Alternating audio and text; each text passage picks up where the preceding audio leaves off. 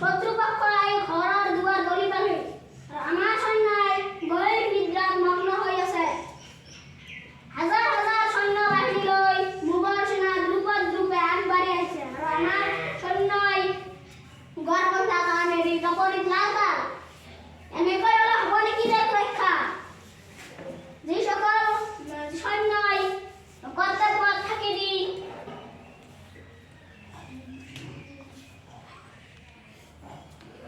নিদ্ৰাত মগ্ন তেওঁলোকে মূৰ্তৰ ভিতৰতে চাহ-পাতি ত্যাগ কৰক, এয়া নাছিল কোনো নিৰ্দেশ।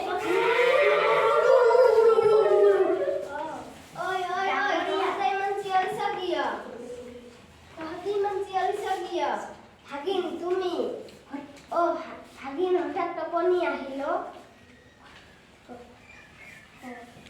কিহৰ বাবে শুনি আছে? সোধা নাই মই, মোক উত্তৰ লাগে।